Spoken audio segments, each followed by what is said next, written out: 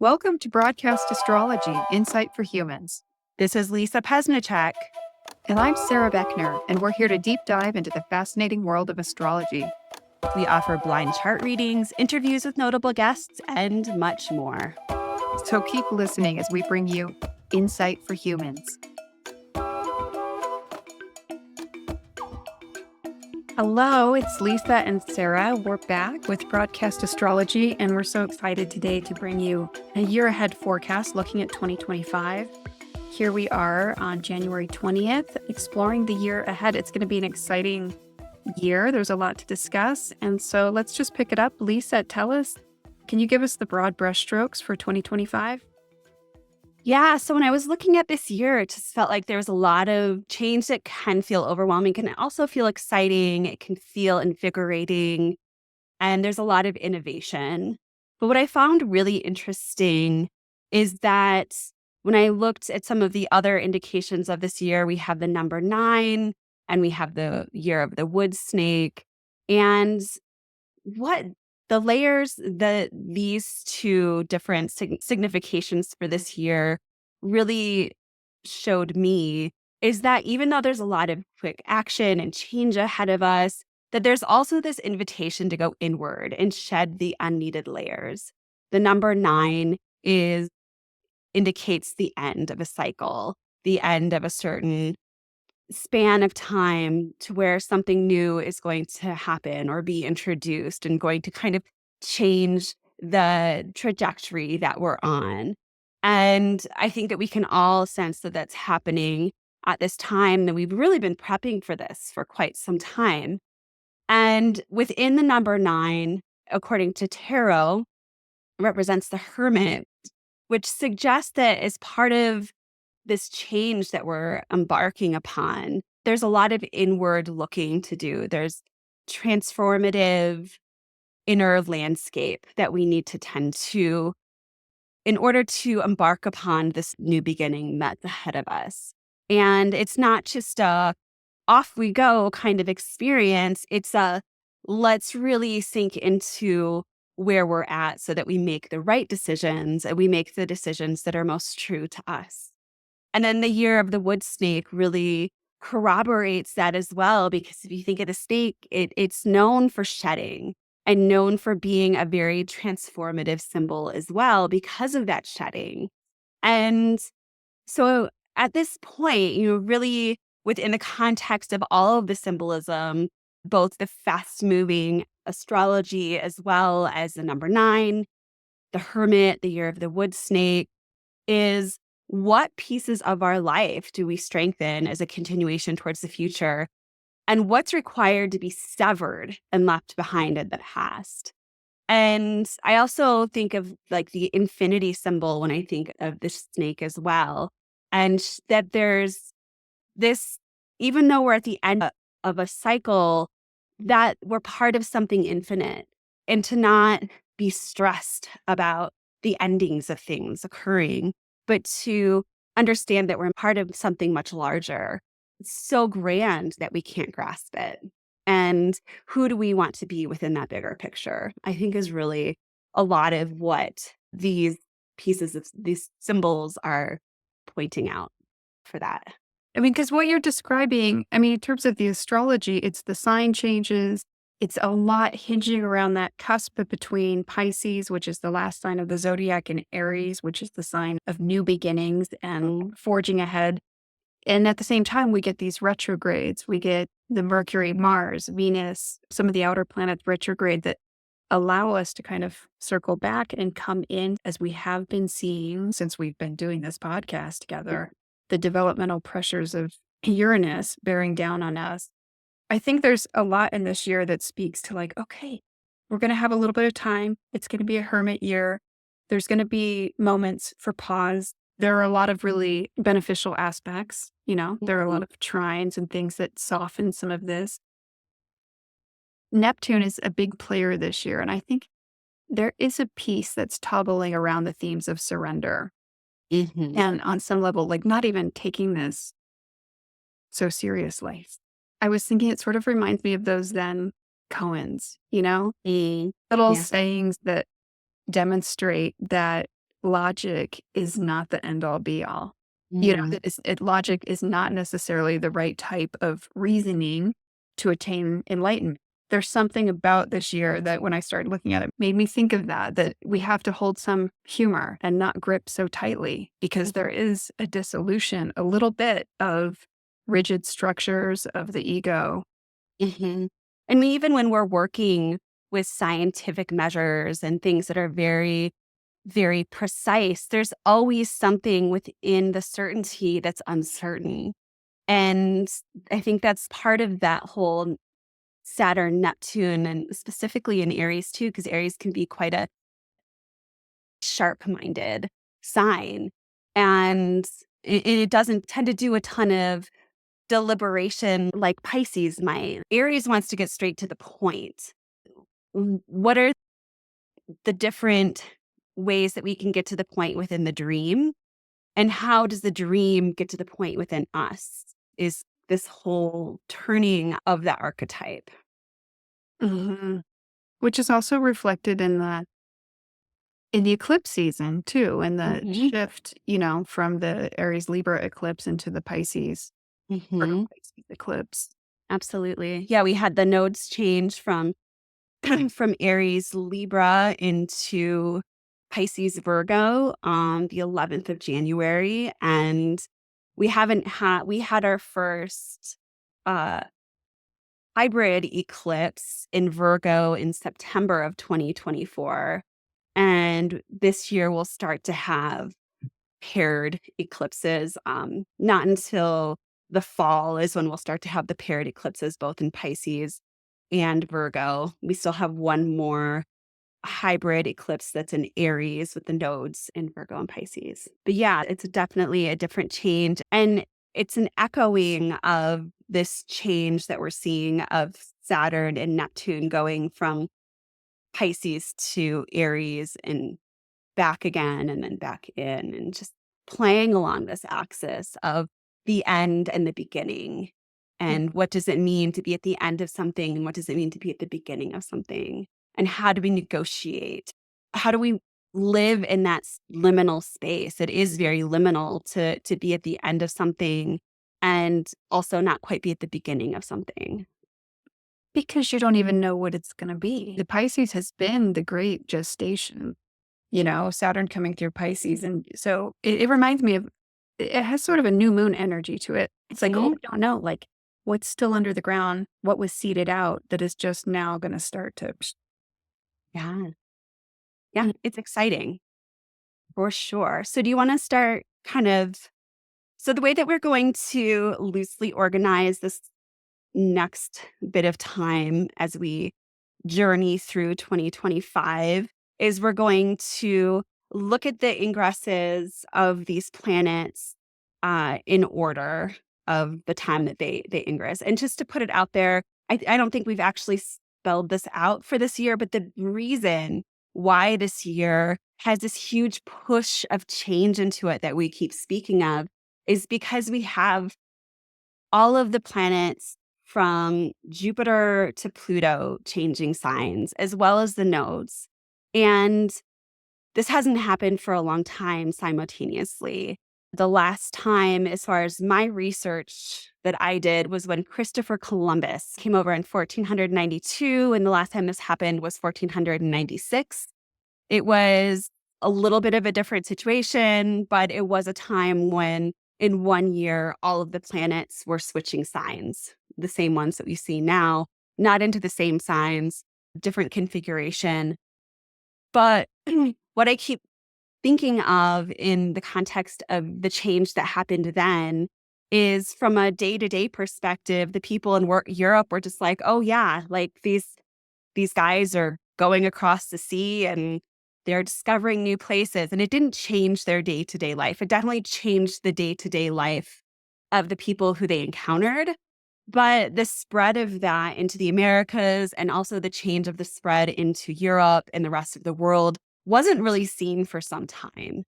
And so I almost wonder if the bigger day to day changes that we might see as part of the astrology that we're looking at this year could be more of like how, Sarah, you mentioned it's a new moon point where the seeds are being planted, things that will drastically change our world down the line. And we'll look back at this time and it'll be historic in that that's when the gears were really started to work in that direction.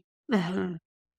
Yeah, I agree. And when you look at these sign changes too, the masculine signs, Mhm. Gemini, Yes. Aquarius, Aries, and so there is like the the yang chi. I mean, it is an impetus for something, definitely for something in the material world starting to change shape, to take form, to yeah. And we'll see that as we go through and look at them individually. Yeah. Yes. So off we go. And I'm going to put up a chart that just has the planets from Mars to Pluto. I don't even have the nodes on here. I wanted to keep it pretty simple. But so, yeah, this shows the ingress of Neptune into Aries, which is our first big ingress that we have this year. And Neptune, that happens on March 30th, 2025. And you want to kick us off, Sarah? Thinking about all of these sign changes as being an accelerant, Hmm. and like yang chi, I'm an acupuncturist in my day job. And so I'm always thinking about like duality and non-duality and yin and yang. And the yang chi is what doesn't have form, it's the energy, it's the motive force, but it doesn't have form yet. So we're seeing the dissolution of forms, which is definitely coming with this Neptune Saturn conjunction. And at the same time, we're seeing the accelerant added to the fuel added to the fire with these sign changes. Hmm. And this is all happening in the context of, Lisa, since we've been working together, just that strong developmental pressure of Uranus that's been bearing down on Hmm. us for some time. And now we're Absolutely. really seeing, like, okay, what does that really look like? And, we were talking, Lisa, about I think you'd made some notes about the technological piece of it. In my personal practice and my life, that's what I'm hearing from everyone is like, it just feels like everything is speeding up exponentially. Hmm. And I'm somewhat relieved that this year that we're going to get some of these retrogrades. I'm relieved that it's the year of the hermit, that there's going to be, and I think that's probably like us feeling that need to pull it in, to harness our own react and to take a breath because it's a pivotal moment in history too. It really is. Big- Yeah. And I guess you were talking about the yin and the yang and the balance that's needed for that. And I think that we do need to really embrace the hermit within us and in the going inward and finding the fire that burns inside of us and the dream that's burning inside of us as well, I think is part of this Neptune and Aries symbolism in combination with just the needs to balance out all the yang activity this year, or yang. I mean, it's very prominent for sure. And I think that just from a general point for this year, make time to go within yourself and reorient. Where is your north arrow? And that might change, and that's fine. But just have conversation with what you connect with and why you connect with it. Because so much is going to be moving so quickly that it would not be hard to be derailed and end up somewhere that you don't know how you got there. And it's pivotal in this moment, the chart that we have up here, because you can't see the personal planets here, but they are in retrograde. And so as we see this sign shift of Neptune into Aries, we're getting some of that retrograde action, at least in this moment, from Mercury and Venus I can put those in here. Yeah, we have Mercury right there in the mix. and Venus. Yep. So this whole Pisces, end of Pisces, early Aries is going to be really, really potent the first half of the year, specifically March, April, and even into May. Oh, well, you'll probably still be feeling the effects of that. But definitely March and April. Both Mercury and Venus station retrograde in Aries around 9 degrees. Each I think one's at 8, one's at 9. I can't remember specifically. And on March 29th, so the day before Neptune moves into Aries, we have an eclipse at 9 degrees Aries. So if you have anything in the early degrees of cardinal or late degrees of mutable, it's a good time to you're gonna feel this energy this year, and you're going to there's gonna be some significant shifts for sure. So, Sarah and I are here if you want consultations, and we can give you more specifics about what that means for you personally. But yeah, just giving you a heads up on that for sure. I mean, I think on that personal note, it's really asking us to, in terms of our communication and our interpersonal relationships, to really just watch for the reactivity, to insert the pause. But there's also a piece I don't think we've mentioned yet that, yeah, because this is all occurring around the Aries point, I mean, this is really also happening on the world stage. This is a potent point for what's happening. Like you said, Lisa, I think things are being seeded out that we don't necessarily understand that this is a page turning in history, but it is. Mhm. It is a bit of a chapter turning. Yeah, and it's a big deal. And so the Aries point is 0 degrees of the cardinal signs, which is Aries, Cancer, and Capricorn. Thank you. I was like, I got stuck. Yeah. So anything in 0 degrees of those signs are considered to be on the Aries point, which is kind of like a loudspeaker of what's the energetic of what's happening in the world at this time. And Neptune's standing right there, which I think will be an overtone for everything else that's happening. And what's interesting is that these retrograde planets, Mercury and Venus, they're going to station direct. At least Venus will. I think Mercury is a couple degrees away, but still pretty close. But Venus is going to station direct pretty much exactly conjunct to Saturn. And I think that this is going to be the last strong Saturn message that we're able to receive for a while, because Saturn's going to be in really tough shape for the majority of this year. And Nep- Saturn has enough distance from Neptune at this moment and for the next bit of time to where it's not being completely dissolved and obliterated by Neptune. And it's an exalted Venus. So it's a strong Venus. And we could find some really good boundaries to set forward. I mean, I would definitely follow this retrograde in particular and find ways to set some good boundaries for yourself, for self care, for ways to operate on a larger scale with compassion and love in a year that's could just throw caution to the wind, a year that has no guardrails and no good boundaries, really. Like boundaries are going to be hard to find this year. And I think that this Venus Saturn conjunction and the station of Venus stationing direct could be some good, actually be quite good. I love that imagery. Like when you said it could be the last message we get from Saturn for a while. Thought of our logo, I thought of like the Mars mission and like, uh-oh, there it is. Like the last communication. It's gonna take 2 years till we can receive it and pick it up. But it is that kind of thing. You have to look at all the other factors because, you know, that I mean, Saturn is a malefic and Neptune often operates as a malefic in the chart. Mhm. But it's like, there's always the part of me that wants to see the potential, like, "Oh my gosh, can we give form to the vision? Can we?" But I think the reality of how things play out, you have to look at all those. This is not a dependable Saturn. It's not a functional Saturn. Once so I'll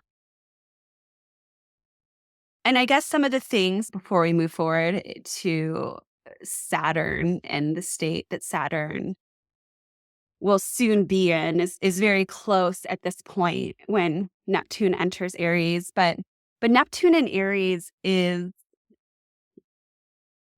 one of the kind of low hanging fruit symbolism of Neptune in Aries is idealization of the leader, idealization of the hero, really, because we have the sun is exalted in Aries, the ruler is Mars. It's a very martial, very masculine sign. And Neptune tends to idealize whatever sign it's in. So in Pisces, it idealized the spiritual gurus, and yoga became really popular, and astrology became very popular, and as well as meditation and a whole bunch of really great things. But also, there's a lot of idealism and a lot of people, being the next best healer in town. And not to say that I think that we'll see some version of that when Neptune enters Aries. And I actually, now that I've really been sitting with 2025, I feel like we've been in 2024, Neptune became within a degree of Aries. And it was at the 29th degree of Pisces. And keep thinking of Trump as this idealized hero, and how there's that dramatic picture and photography is Neptune of Trump getting shot in the ear, near assassination, attempted assassination. And I mean, that really helped in a lot of ways. That helped his campaign. And also, huh? The exalted victim. Yes, the exalted, yes, the battle wound. And then a lot when he was after the election, I was listening to a lot of podcasts and news stuff. And one thing that people who voted for Trump, especially men, said is that he's a man. He's a man's man. And lifting up this idealized version of what it means to be a man. And they said that it just really struck them the way that he put his fist up in the air as a survivor, and how after the assassination attempt, and also that they're the kind of the cry for the Trump campaign. I'm not sure if it was there before the assassination attempt or after, but it was, fight, fight, fight. And that's their battle cry. And that's the wave of inspiration that's bringing everybody together, which is Neptune. Well, yeah, I mean, it's the hero. Neptune Yes. is the hero and fanaticism, Hmm. and then I think that fanaticism, whatever, Pluto ingressing into Aquarius adds a little fuel to that fire because Of it's course. everything's so collective. It breaks Hmm. down boundaries. And then we've got this fiery, airy. Yeah.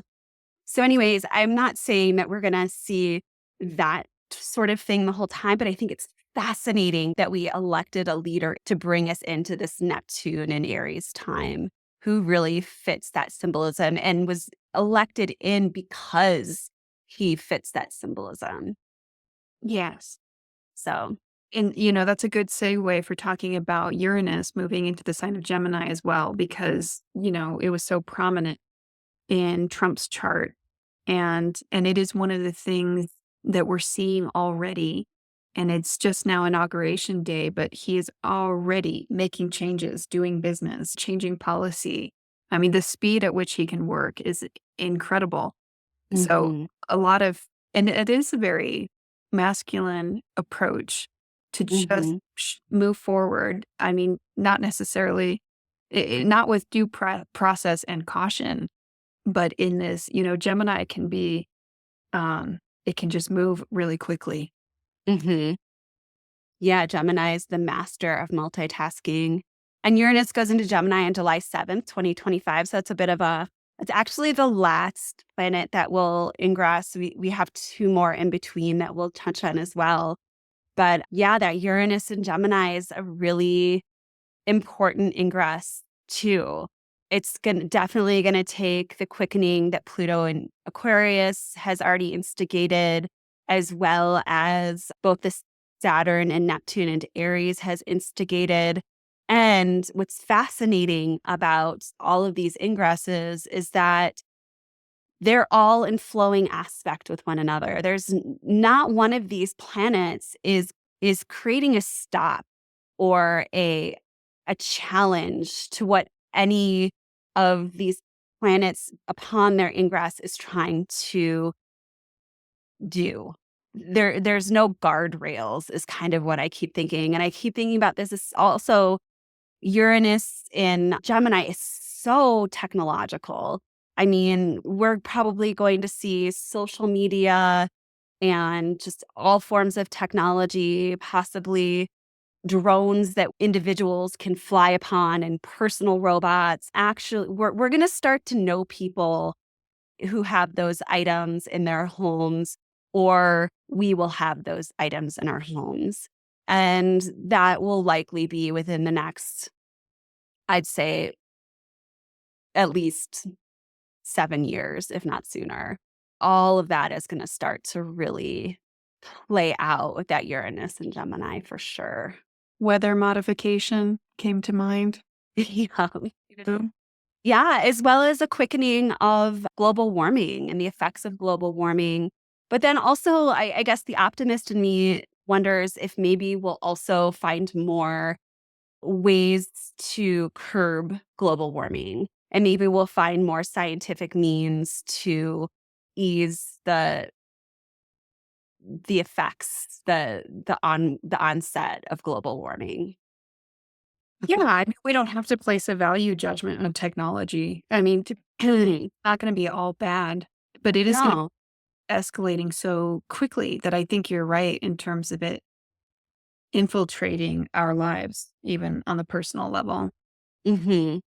Yeah, I think we'll see our lives having elements of the Jetsons in it much more quickly than we could imagine at this moment. And we can see this already with the people who are at we're recording this on January 20th, I think is as the inauguration occurs. And right now, like the three biggest leaders in tech and probably some others that we don't know of are at the inauguration who are some of which who are being folded into the cabinet. And I mean, that just tells you how important technology is. And in a governmental environment where there's very little restriction as to what the government's agenda is in this next 4 years. Mhm. Right. Yeah, there's no Saturn. There's no slowing it down. There's, Yeah. like you said, there's no safety rails. There's no safeguarding. Hmm. Yeah. And so Saturn goes into Aries on May 24th, 2025. And as we've said, like, so Saturn is in its fall in Aries, which gives it a challenging position. A planet in fall has a really hard time doing what it needs to do. And on its own, that would be challenging for Saturn things such as structure, form, predictability, leadership, traditions and a whole slew of other things, but it's conjunct Neptune, which gives it an extra layer of difficulty to do anything Saturnian. So basically, from May 24th onward until I, I think probably the next year, the actual conjunction of Saturn and Neptune is in February 2026. In 2025, they're within 1 degree for all summer, basically. And you can see they're really close here, 0 degrees. It's Saturn in 1 degree, 43 seconds is where Neptune's at. So they're really close. They're all up in each other's business. They have a plan. So, as I was saying before, do the Saturnian things that you need to do before this happens. Get on it. Immediately, ASAP. Seriously. Anything else you want to say about this, Sarah? I was trying to find, again, just seeing if Mars is out of retrograde at this point. It is. It is. Yeah, it's by May 24th, it's past its retrograde shadow. It's at 17 degrees Leo, and it's That's stationed at 6 degrees Leo. it helps a little bit. Yeah. All right. Yeah, we're not doing much with the Mars retrograde in this. That's a whole nother story and something that we're all currently in, but kicks the year off. So I guess the next bit to that is, and the last big change. So Jupiter changes signs every year. So that's not that big of a deal as far as Jupiter changing signs. But what's interesting is that, first of all, it goes from its detriment, which is in Gemini, into its exaltation, which is Cancer. So that's really good for Jupiterian endeavors like the financial market, leadership in a general sense, as well as international endeavors, and anything that just kind of gives buoyancy to the reality that we're in. But it's not all cut and dry. Yeah, because here we're seeing it in a square relationship with that Neptune Saturn, Hmm. which just made me wonder about some of the shadow potential of Jupiter just magnifying what is already a malefic combination here, you know, Mhm. making it even harder in many ways to establish boundaries. And at the same time, in the sign of Cancer, bringing up all those issues of protection and security. And Mhm. yeah, the tribe, family. Mhm. Yeah. I mean, well, planets in their exaltation are wonderful. They're very strong. There is an element of a planet in its exaltation expecting more than maybe it's due, and can be can act out in that way. And I think that as we see Jupiter and Cancer move through the sign of Cancer, it won't be such a big deal. But I think as it ingresses and creates a square to both Saturn and Neptune, it's I think that like you said, Sarah, we might see some of the more shadow elements of Jupiter in Cancer. And Tribal dynamics. There could be an uptick. This could be another facet of some of the signatures that lend themselves to some kind of fanaticism. mhm, Because now we've got a really robust Jupiter in the sign of the yeah. in Cancer, at the same time that we're getting that we have the poor boundaries and kind of the the misguided vision perhaps of the Neptune Saturn. Yeah. And also, I think part of what Saturn Neptune is up to is dissolving tradition and dissolving and families, groups, cultural groups depend upon tradition. So that's an unstable dynamic to have, and maybe leaning more, like you said, on the fanaticism, on the, oh, I believe this. And so that's the way it is. And expecting more. Jupiter, Neptune can also be kind of a grass is greener mentality, and not as in touch, have a Pollyanna approach to life, which, in some ways can be good because optimism can often be good, but it can be kind of like toxic optimism, and toxic optimism without being in touch with reality, because Saturn is so, it's nearly inoperative at this point. Hmm. Yeah, misguided optimism. Mhm. Yeah, and just to say too, the exact square between Jupiter and Saturn is on June 19th, and that's a big deal because it's the third of the opening squares that have been occurring over the past better part of a year. Um, this is coming out of the conjunction that they had the December of 2020 at 0 degrees Aquarius. So this is more of the story of, what does leadership mean? And I think that we might really see what the new story of leadership means through this square. And we can probably bet that a lot of it has to do with putting the tradition of government as we know it, putting it on its head and dissolving it, It turning it. absolutely.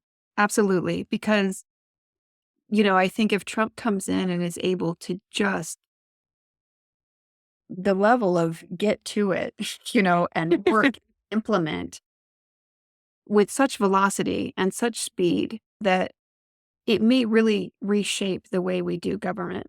I mean, in a forevermore, it Mhm. would look very different. Yes, absolutely. I hear a lot of people talking about that. Yeah. Yeah, I'm just looking at this too. In this picture, we have Mars in applying to a square to Uranus as well, which is creating revolution around the dissolving of tradition and government as we know it. Mhm. This summer is going to be, we're going to see a lot going down, I think, as part of this new administration. Well, and I have to interject, like this planetary signature, the Mars Uranus, is Mhm. one that denotes accidents too, and I guess that's the potential for a shadow is that if we push forward too quickly, you know, that we make mistakes. And then you throw Mhm. in the Saturn Neptune on top of that, and mistakes can be made. Mhm. Well, it's fascinating too, is this Mars is really close to Trump's ascendant and the Uranus is really close to his MC. So yeah, it's gonna be fun times. So, is there anything else you want to say about this or any of the other? Of course, we could go on forever, but I feel like we've already gone on about as far as we had planned to. So, I will stop sharing here. And any closing remarks, Sarah? I just have a sense of Mhm. humor. Like I said, there is a lot about the end of that Pisces thing that is about letting go of the reins. Mhm. And I I don't think, I mean, I don't like to quantify things as good and bad. I mean, there is a lot of change. I think it's going to be an interesting year. There are a lot of things in the chart that mitigate some more extreme aspects of things Mhm. too, like we talked about with the retrogrades and the trines. And like you said, Lisa, I agree that we are not necessarily going to see, we don't even really know what this year is going to mean in the historical context, but it Mhm. does seem significant. It does seem like something is being seeded out on a personal level. I think a lot of those chart signatures are asking for us to slow down in our own ways, to not Mhm. be too hasty. There is the caution around, it might end up feeling like with the Aries and the Uranus moving into Gemini, we might want to put the gas on ourselves in our own personal lives at the same Mhm. time that we're not able to execute as efficiently Mhm. retrogrades and some of the other aspects. And so I think we're going to be toggling that kind of thing. Mhm. Yeah. Yeah, I think that the Saturn Neptune is right at the center of the activity, kind of at the apex point between Uranus and Pluto, is indicating that there is this caution towards mistakes and towards if you move too quickly, you might end up in a pile of fiery mud, like it's not going to be as productive as you might like. So, yeah, move slowly, go inward, use the inspiration of the hermit and the snake, I think, and I think that the Saturn and the Neptune can be part of that Saturn, the snake and the hermit, because it does really invite you to go inward and find what inspiration you find there. And that journey inward, creating a spark of inspiration for your future so that you can really use the Pluto and Aquarius and the Uranus and Gemini in a more productive way. You're speaking you're actually speaking about the nodal shift as well, Yeah, that talk that true. into this Virgo Pisces axis. It's going to be a lot of those things. Double check, Yeah. Virgo. Yeah. Attention to the details and something more methodical and restrained and looking for that inspiration and the Pisces and how our little actions and our habits and rhythms and our work and our efforts and all of that feed into a vision of the collective and something that's more universal. And maybe we can hold that vision of the ideal this year, even though Abs it doesn't have form, even though there might be obstacles or challenges or things might feel delayed or slow, or like we can't really use the karmic law, the rules of the earth plane to gain traction. All of these astrological archetypal symbols have their purpose. Mhm, And so we're seeing that the instability, the change, the disruption, the dissolutions of things is definitely something that's necessary and mhm, something that is ultimately going to help us seed something out and move towards a greater vision, something that mimics the ideal a little bit more. mhm. Maybe we can Yeah. come a little bit closer. One more little note on the nodes in Pisces and Virgo, as well as the Saturn Neptune conjunction, which is take care of your health Mm, and make sure that you are creating good daily habits for yourself. And I think there's an invitation here too to, as you go inward, like having that be part of your daily habit. And whether that's meditation or a walk in the woods, or maybe it's just positive affirmations as you vacuum the house or something. But having a daily practice, I think, as part of this year could be really helpful in staying oriented within yourself, which is really where we started is while there's this wave of change happening, how do you stay oriented? How do you stay grounded? How do you stay rooted? How do you keep your north arrow to your true north? And I am yeah, so glad you brought that up because I've heard a number of astrologers talking about that signature too, that Saturn Neptune as just being potential for epidemic and yes, sickness and environmental exposure, sensitivity, to, yes. stuff that's happening environmentally. And so Mhm, just knowing that without those firm boundaries, that because it's like this, the chart signature for experiencing the consequences of being more porous, you know?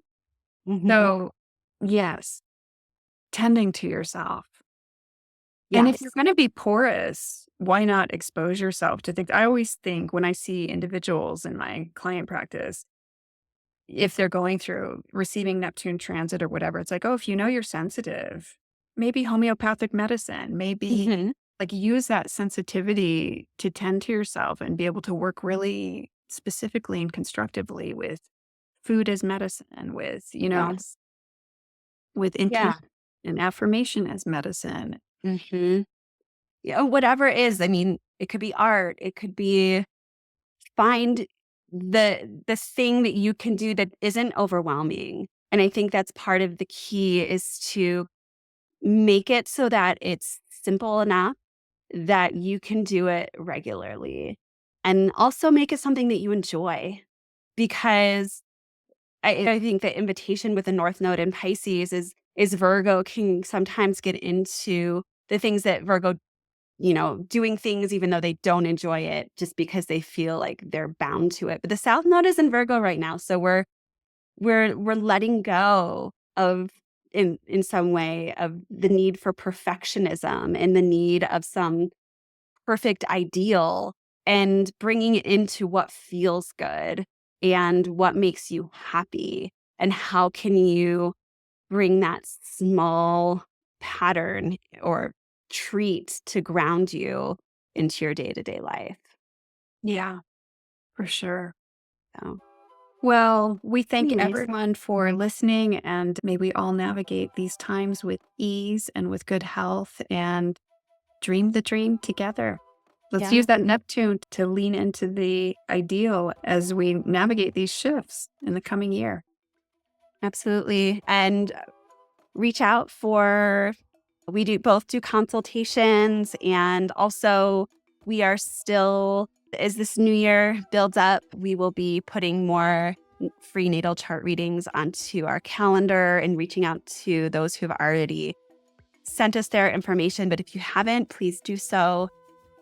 And yeah, we look forward to seeing you next time. Signing off. Bye, everybody.